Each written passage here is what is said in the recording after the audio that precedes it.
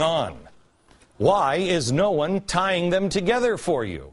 You've got to answer that question for yourself. We've already shown you the disturbing images of parents forcing their kids to chant at Wisconsin's Capitol building. Maybe they should form a child union to ensure chanting breaks. But this weekend, it got even worse. This weekend, the zombies came out. Now, I know that people used to dress their kids up at tea parties to look like Uncle Sam, etc., but here this one's got blood all over their face. They're dressed as zombies. Oh, isn't that cute? And what are they chanting? They're holding up signs that say, "Eat the rich," while chanting, "Eat their brains." Well, that's not a problem, is it? All to make a point about collective bargaining. May I just spend a minute on collective bargaining? FDR, the lion of progressivism, was against it for government employees. And that's what we're talking about here. Why was he against it? Because FDR was not anti-American. He just didn't see America the same way. But he wasn't trying to destroy it entirely.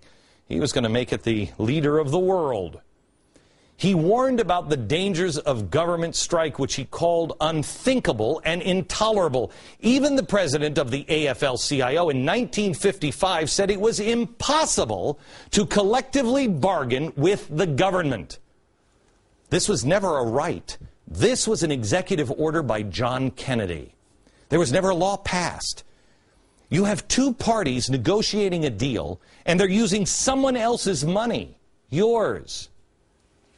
How is this working? You have the unions and the politicians. The unions want money from the politicians. The politicians give them the money through special sweetheart deals. Then the unions make sure that the people vote for that politician by using their money. Do you see what's happening? And they're equating that with Martin Luther King and the civil rights movement. It's an abomination. I told you at the very beginning of this year, when I came back from vacation and we met here, I told you about E4. I told you that you were the solution to stop looking for leaders, to be a leader yourself.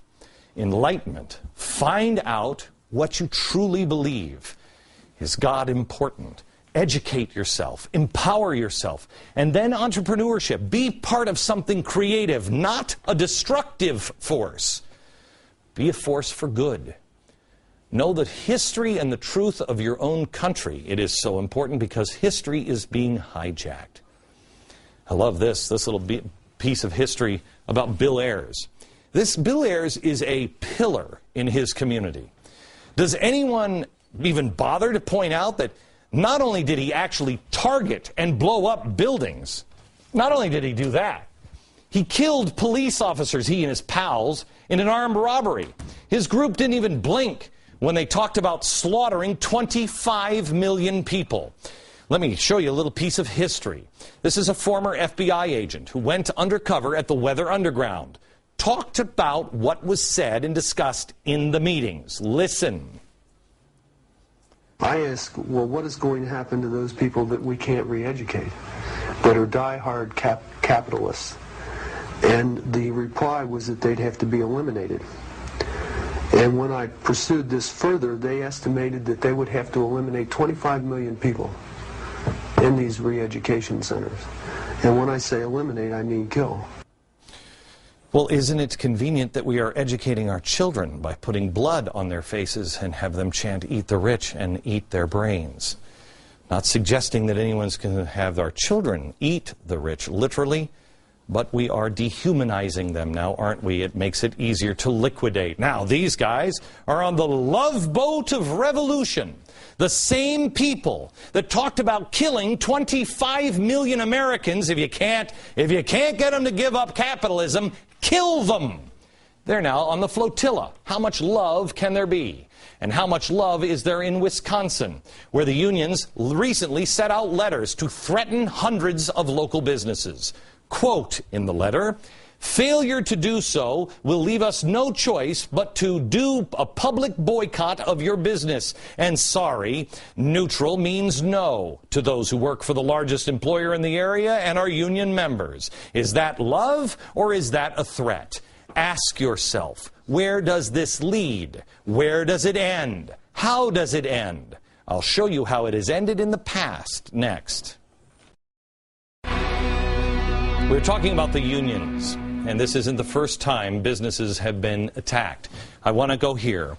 Tell me what the problem is. Is it the rich capitalist, the union boss, the politician, or you, the taxpayer and investor?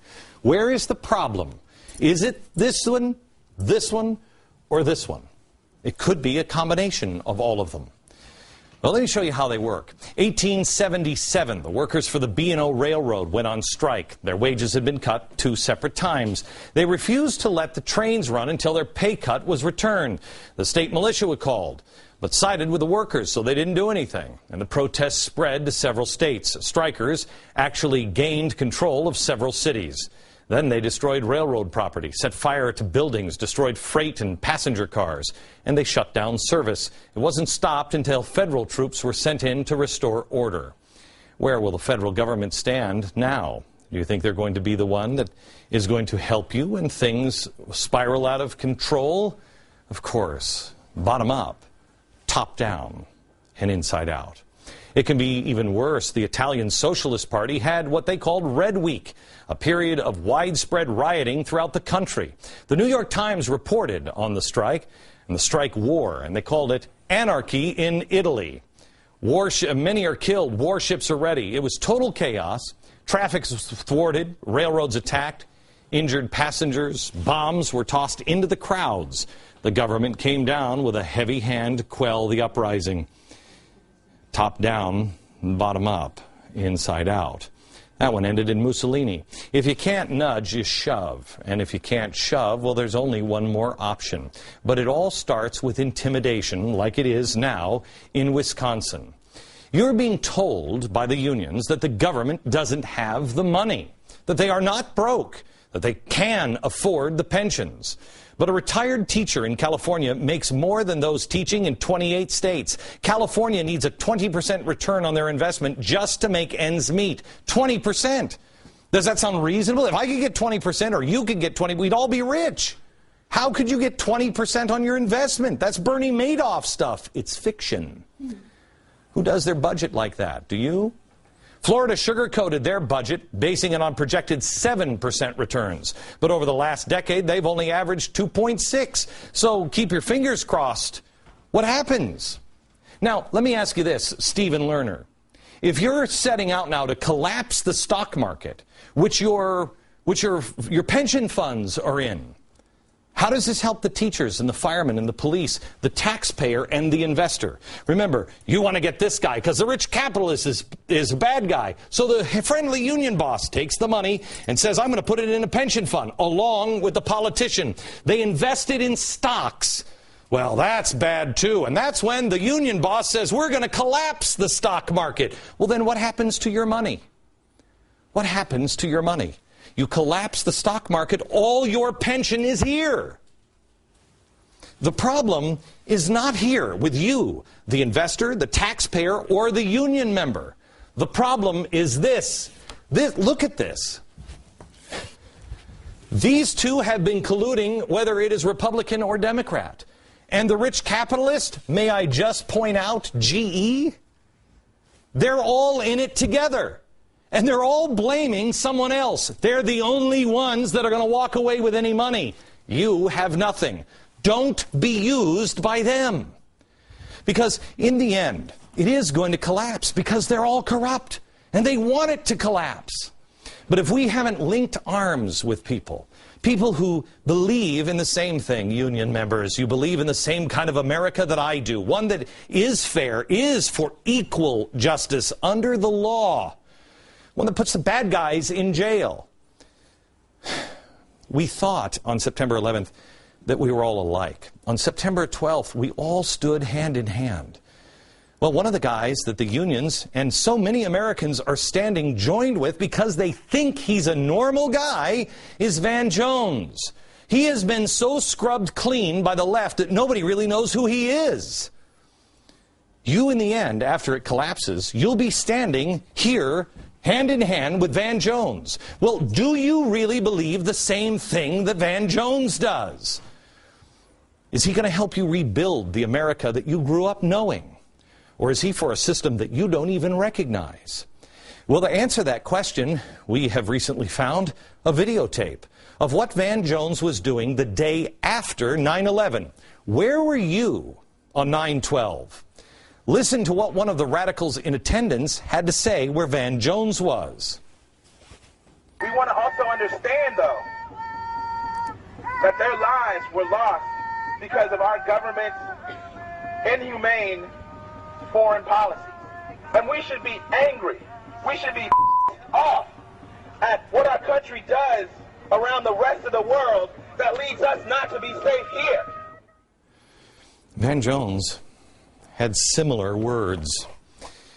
That's where he was on 9/11 when you most likely were at a blood bank comforting someone else. A lot of people just think that Van Jones is just a normal guy. He is not. Here he is, the day after 9/11 at that same rally. It's the bombs that the government has been dropping around the world that are now blowing up inside the U.S. borders. We've got something stronger than bombs. We have solidarity. That There it dream is. of revolutionary change is stronger than bombs. The day after 9/11. Do the events in the Middle East now make sense when I tell you this? Radicals, Islamists, communists, and socialists are working together against Israel. When you see where he was and what he said, this wonderful human being that is just like you, when you hear what he was saying on 9/12/2001, you might want to reconsider. Be careful where you stand. Because I know my mother told me, and I bet she told you, show me your friends and I will show you your future. Is that where you were on that day, union workers? Thinking like that? This is a question you must ask yourself now. Do I see America the same way as these communist, radicals, revolutionaries, and Islamists see America? If not, get away and stand with others like you.